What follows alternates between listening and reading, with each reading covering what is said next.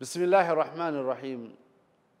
الحمد لله والصلاة والسلام على رسول الله صلى الله عليه وسلم وعلى آله وصحبه أجمعين.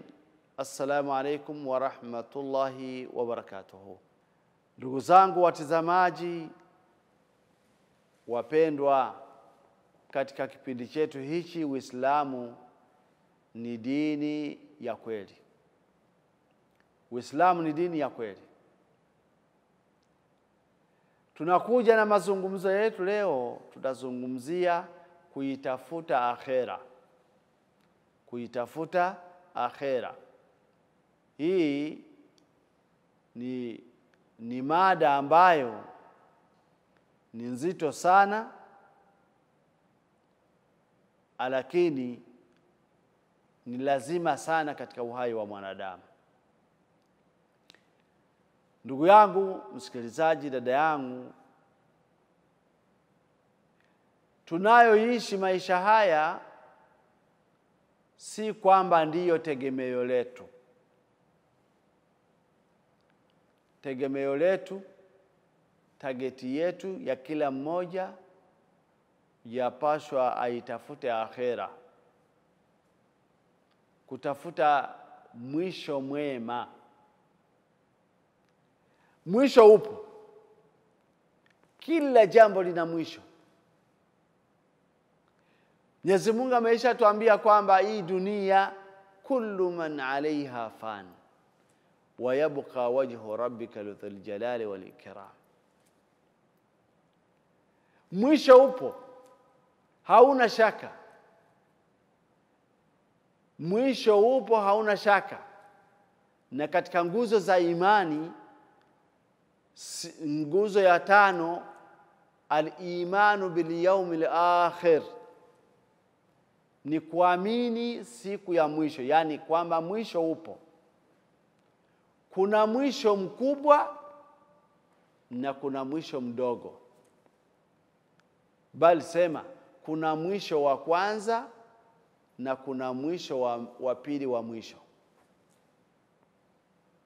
Sasa kama lazima mwisho upo, inatakiwa ni mimi na wewe tufanye nini?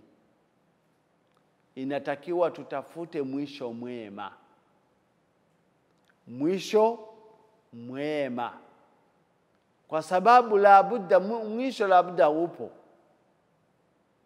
Hakuna atakayechagua kwamba mimi nitabaki, hamna hata kidogo. Kila jambo, kila kitu, milima, maji, dunia, miti, wanyama, wanadamu, kila kimoja kina mwisho. Huyu ni mwisho liljamii, kwa kila mmoja. Lakini hakuna kitu kama mwisho mwema.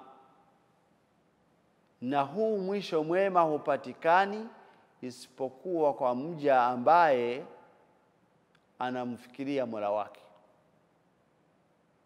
anamwendea Mola wake. Mwisho mwema utapatikana kwa mtu ambaye amejitahidi, amepigana na nafsi yake, akaiondoa katika hali ya kutembea na matamanio yake, bali akaiweka katika kutembelea au kufanya au kutembeza harakati zake kwa ajili au kwa namna Mwenyezi Mungu na mtume wake walivyomwekea. Ndugu yangu, hii haina msomi. Hii haina vyeo kwamba na cheo fulani, sijui ni mfalme, sijui ni kiongozi gani. Hana lolote, hana chochote, hana faida yoyote mbele ya Mwenyezi Mungu au ndani ya uhai wake. Aliyokuwa chochote, aliyokuwa lolote ni yule ambaye amejifahamu, akafahamu Mola wake, akautafuta mwisho mwema. siku ya kiyama ndugu yangu itakuwa ni machozi. Tunaomba Mwenyezi Mungu atuepeshishie, atupe mwisho mwema. Ndugu yangu, hakuna mwisho mwema kwa yule mtu ambaye hakumtambua vizuri Mola wake. Aliyeishi bila kumtambua Mola wake, ina maana hakumwabudu vilivyo. Aliyeishi bila kumtambua Mola wake, hakutekeleza wala hakutimiza kazi iliyosababisha yeye awe hapa duniani. Naombeni ndugu zangu wasikilizaji, haya maneno tuyasikie kimakini, kiakili, kiutaratibu. Kwa sababu mwisho mwema haupatikani hivi hivi. La, ni vita ndugu yangu. Ni vita ambayo unapigana wewe na nafsi yako. Ni vita ambayo natakiwa mimi nipigane na nafsi yangu. Kila mmoja na nafsi yake, pigana na nafsi yako. Tizama mwenendo unavyoenda. La kwanza kabisa, wewe Mungu wako ni nani? Unamfahamu kweli? Kila mtu anataka aelewe hili. Kila mtu anataka ajibu hili nafsi yake, si kumjibia mwingine. La, wewe nafsi yako jijibu, jiulize, ujijibu mwenyewe. Nijiulize mimi, nijijibu mimi mwenyewe, kwa sababu ambayo tunayoyafanya, ambayo tunayoyatenda, ambayo tunayoyafikiria ni Mola wetu anayafahamu. Hakuna cha kumficha. Hafichiki jambo lolote. Mwenyezi Mungu kila jambo analijua. Inna Allaha bikulli shay'in alim. Hakika Mwenyezi Mungu kwa kila jambo mjuzi. Hakuna wewe utakachomficha. Sisi anatufahamu ndani na nje. Tunayoyafikiria kabla ya kuyaongea, Mwenyezi Mungu ayafahamu. Tunayoyafikiria kabla ya hatujayatenda, anayafahamu. Sasa mwisho mwema anayeupata ni yule ambaye anamfahamu vizuri Mola wake. Anamfahamu vizuri muumbaji wake. Sasa kama haujapata wakati wa kukaa na nafsi yako, ujiulize, je, Mungu wangu namfahamu? Kama simfahamu, mwisho wangu utakuwa vipi? Kila mmoja atakiwa afikirie mwisho wake. Na mwisho ni mwisho mzuri ambao ni mwisho mwema, ambao wataishi katika kumwelewa Mungu. Atakaishi katika hali ya kumwelewa Mola wake, atakayeishi katika hali ya kutafuta kesho akhera, akifikiria, akifahamu. Mwenyezi Mungu anasema lanuhiyannahu hayatan tayyiba. Nitamweka, ataishi katika maisha hapa duniani, katika maisha mema. Ataishi katika maisha mema kwa sababu ametambua mwenye maisha. Amemjua vizuri, ikamsababisha yeye aelewe namna ya kumtii, namna ya kuishi. Sasa wengi katika wafalme waliotangulia na walioko wanaishi katika hali ya kuwa ukitizama unaona labda akili zao hawafikirii hata sekunde kwamba kesho wanaondoka kwa Mwenyezi Mungu. Anaonyesha, anaona, anakaa, anafikiria, lakini fikira zake hafikirii kwamba kesho anaondoka kwa Mola wake. Anafikiri mambo yote yatatembea katika kwa sababu ya vyeo vyake, akili zake, pesa zake na kila jambo. Anasahau kwamba haya yote anayaacha hapa duniani alikoyakuta. Atakwenda yeye peke yake kama alivyozaliwa mbele ya Mola wake. Anachokihitaji tu ni dini yake. Umekwenda na nini? Anaiondoka dunia na kwenda na nini? Anakwenda kuulizwa katika maisha yake. Kwa hiyo aliyekaa akaishi katika maisha ya kumuelewa Mwenyezi Mungu, majibu yatakuwa mepesi tena yenye furaha. Watakapomuuliza sema mimi Mola wangu alikuwa ni Allah, na nimemtii kama alivyoniamrisha na mtume wake, na anayoyajibu hayo ni kweli. Mwenyezi Mungu anayajua kwamba hivyo ndivyo amekaa, ndiye ameishi. Sasa hasara iko kwa mwingine ambaye anafikiri labda anaishi kwa aina yake, anamuomba Mwenyezi Mungu au anamuamini Mwenyezi Mungu ambaye hamfahamu, na kama hakumfahamu anamfananisha. Ndiyo maana yake, kwa sababu huwezi ukapenda jambo ambalo haulifahamu. Hiyo ni kawaida, ni umbile. Hakuna anayependa ambacho kitu hakifahamu. Hakuna anayeweza kutii ambaye hamfahamu. Huwezi ukatoa heshima kwa jambo au kwa mtu ambaye humfahamu. La kwanza ni kumfahamu Mola wako.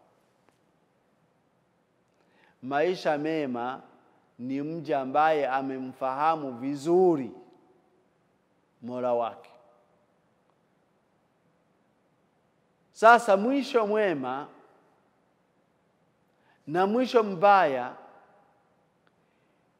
inatokana na namna mwanadamu vipi ameishi hapa duniani. Ambaye ameishi hapa maisha ya duniani akiwa kwenye muongozo aliyoupewa na Mwenyezi Mungu, basi atakuwa ameishi vizuri na mwisho wake utakuwa ni mwisho mzuri. Mwenyezi Mungu anatuambia ndani ya Qur'ani mambo haya wakati anamshusha Adam na mke wake na Shetani. Aliwaambia tupate pumzi kidogo, tunawarudia.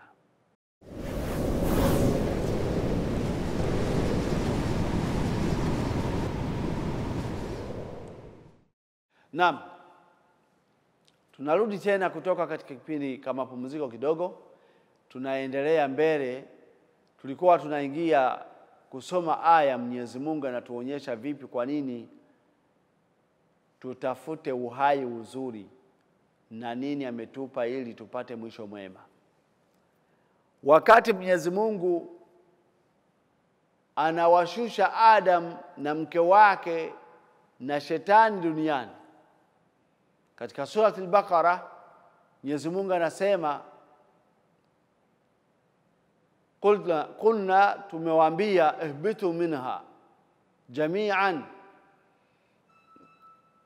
niliwaambia kwamba shukeni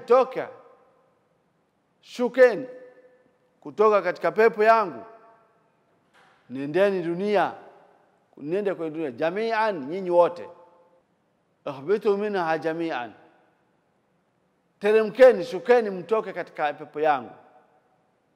Wala natiyannakum minni huda, na baada hapo nitawashushieni muongozo wangu.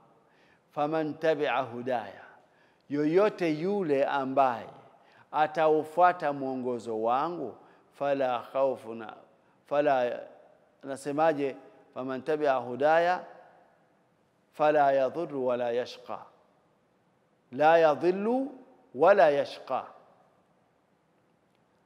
Yoyote atakayefuata mwongozo wangu miongoni mwenu, yoyote atakayeamua, atakayekuwa na akili, atakayefahamu vizuri Mwenyezi Mungu, akamjua, akamfafanukia kutokana na mwongozo aliopewa, fala yadhillu, la kwanza kabisa maisha yake hatopotea. Kupotea ni kufanya mambo pasipokuwa na ujuzi, pasipokuwa na mwelekeo, pasipokuwa na mwongozo. Huo ndio upotevu. Wala yashqa, na hatopata mwisho mbaya, hataumia. Yani kila kitu kinakuwa na malipo yake. Atakayeifuata njia ya Mwenyezi Mungu, mwongozo wa Mwenyezi Mungu aliyompa, fala yadhillu, ya kwanza kabisa hatopotea, yani hatofanya mambo bila ujuzi, la bal alikuwa akifanya jambo kwa mwelekeo mzuri, kwa mwongozo wenyewe, kwa sababu ameufuata mwongozo wake Mwenyezi Mungu. Sasa ambaye hataufuata mwongozo, ina maana atapotea, na kama atapotea atapata mwisho mbaya, wa yadhu billah. Sasa kutafuta mwisho mwema ni kwanza kutafuta kumfahamu Mola wako, ukamjua vizuri namna alivyo, na ukajua jambo gani analihitaji, analipenda, na jambo gani wewe kwako utakiwa ufanye. Kwa hiyo tunatafuta mwisho mwema kwa kuyatekeleza au kwa kuufuata ule mwongozo wake Mwenyezi Mungu. Na kama hatuufuata mwongozo wa Mwenyezi Mungu, wa yadhu billah, itakuwa sasa mwisho wetu si mzuri. Na sisi tuwapashwa tuwe na mwisho mwema, tutafute mwisho mwema. Sasa njia za kutafuta mwisho mwema ni hizi hapa. Njia ya kwanza au sababu ya kwanza ni kumuomba Mwenyezi Mungu atuongoze katika mwongozo wa kweli. Mimi na wewe atuongoze katika mwongozo wake. Tumuombe atuongoze. Allahumma ihdina fi man hadait. Ewe Mola wetu, tuongoze vizuri kwa miongoni mwa wale ulioongoza. Ina maana ni sisi kumuomba Mwenyezi Mungu atupe yani atuweke kwenye mwongozo. Akili yangu na mimi, nguvu zangu na akili yangu na wewe, nguvu zangu na zako, kusoma kwangu na kwako, utajiri wangu na wewe, kila kitu ambacho hakiwezi kikakuongoza pasipo kuupata mwongozo kwa Mola wako. Na ambaye hajaongoka vizuri, hajapata mwongozo mwenyewe, basi na mwisho wake utakuwa ni mbaya, wa yadhu billah. Na yule aliyeongoka vizuri, akaongozwa na Mola wake, akampa uongofu ulioko mzuri, atapata mwisho mema. Ndiyo sababu anasema fala yadhillu wala yashqa, ambaye atakayeongoka hawezi kupotea. Man yahdihillahu fala mudilla lahu, aliyoongozwa na Mwenyezi Mungu hakuna ambaye atampoteza hata kidogo. Waman yudlil, na yule ambaye atamwachia katika upotevu pasipo kumfahamu, fala hadiya lahu, hakuna ambaye atakayemuongoza. Kwa hiyo sharti ya kwanza ni wewe kumuomba Mwenyezi Mungu kukuongoza. Kila wakati uomba Mwenyezi Mungu akuongoze. Waislamu tunamuomba muongozo kila siku mara ngapi? Labda 17. Tunamuomba muongozo katika sura al-Fatiha. Allahumma ihdina, tunasema alhamdulillahi rabbil alamin arrahmanir rahim maliki yawmiddin iyyaka na'budu wa iyyaka nasta'in ihdina siratal mustaqim. Ewe Mola wetu, baada ya kumsifu. Na katika hadithi kwamba kila jambo, kila aya ukiisoma Mwenyezi Mungu ana majibu anayekujibu. Sasa kila siku, kila katika sura al-Fatiha ni kumuomba Mwenyezi Mungu. Hii ni dalili ya kuonyesha kwamba muongozo unaupata kutoka kwa Mwenyezi Mungu, unaupata kutoka kwa Mola wako. Kwa hiyo usije ukasahau kumuomba ili akuongoze katika njia iliyonyooka, ili akuongoze katika haki, ili uje upate mwisho mwema. Haya yote tuyafanya kwa kutafuta mwisho mwema. Ndugu zangu wasikilizaji na watazamaji, kazi iko kubwa katika siku ya Kiyama. Watu watakuwa katika hali ya kuwa ambayo hairidhishi hata kidogo. Wale ambao hawakufikiria mwisho wao. Tunamuomba Mwenyezi Mungu atupe mwisho mwema, atufundishe ukweli na atupe kuufuata, na atuonyeshe uongo na ubaya, atupe nguvu za kuepukana nao.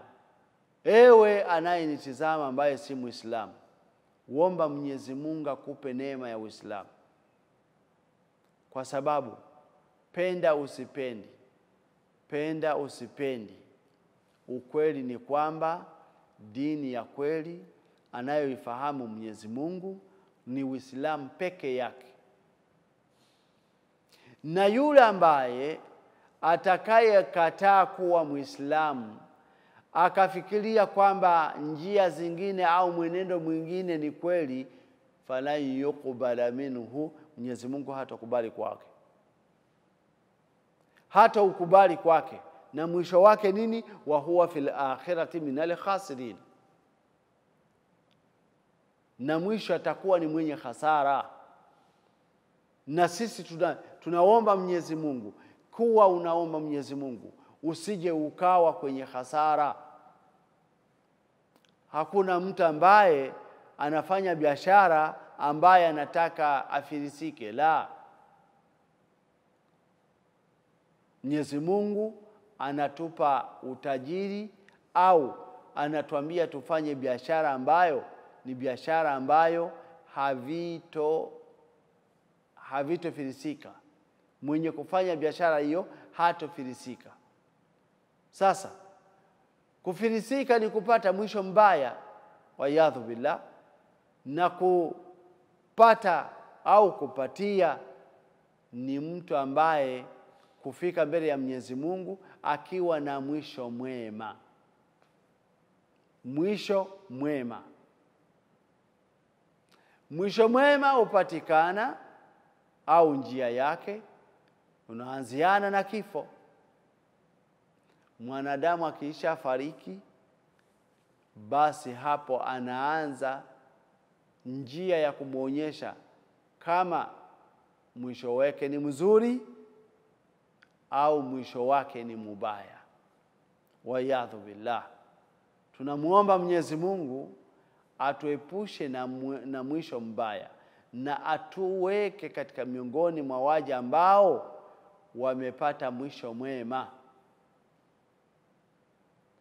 Mwisho mwema ndugu yangu, mwisho mwema dada yangu.